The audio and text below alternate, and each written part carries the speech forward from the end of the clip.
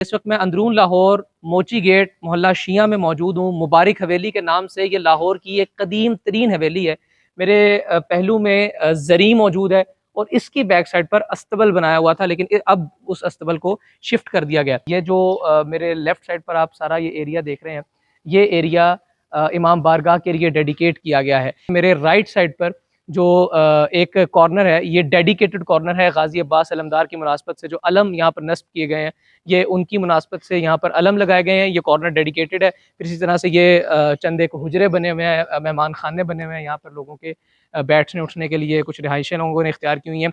और पूरे अंदरून लाहौर में दो ही ऐसी हवेलियाँ हैं कि जिनमें तालाब हैं, और वो दोनों हवेलियाँ ही बहुत ज़्यादा कदीम हैं। जिनमें से एक हवेली है मुबारक हवेली और दूसरी हवेली है सैयद वाजिद शाह साहब की हवेली। ये जो मुबारक हवेली का तालाब है, ये निस्बतन ज़रा ज़्यादा बड़े साइज़ का है, जबकि जो दूसरी हवेली है वाजिद शाह साहब की हवेली, उसका तालाब निस्बतन छोटा है। लेकिन पूरे अंदरून लाहौर में दो ही हवेलियाँ हैं जिनमें तालाब मौजूद है। ये मुबारक हवेली है। 21 रमज़ानुल मुबारक को शहादत मौला अली की मुनासबत से जो एक पुरसा निकलता है, वो ज़ियारत यहाँ से निकलती है और करबला गामे शाह जाकर विद्या होती है। 9 और 10 मुहर्रमुल हराम का जो ज़ियारत है, वो निकलती है निसार हवेली से।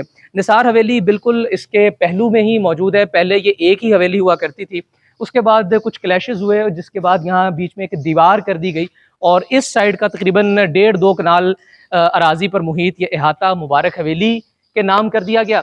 और जो दूसरी साइड का 1.5-2 कनाल का जो अहाता है, वो निसार हवेली को डेडिकेट कर दिया गया। लेकिन निसार हवेली और मुबारक हवेली, इन दोनों हवेलियों का, जो कि अंदरून लाहौर की मोची गेट मोहल्ला शिया की कदीम तरीन हवेलियाँ हैं, इनका जो इंतज़ाम इंसराम है वो कज़लबाश ख़ानदान के पास है। और कज़लबाश ख़ानदान के चश्मो चिराग जनाब आगा शाह हुसैन कज़लबाश जो हैं, वो इस वक्त इंतजामी उमूर को देख रहे हैं। सही से जुलजना का लक़ब वो अपने लिए इस्तेमाल करना पसंद करते हैं। ये मुबारक हवेली है जिसका मैंने आपको टूर करवाया। इसी तरह से अगर आप देखें तो यहाँ से राइट साइड पर गुसल खाना या फिर वज़ू खाना जो है वो बनाया गया है।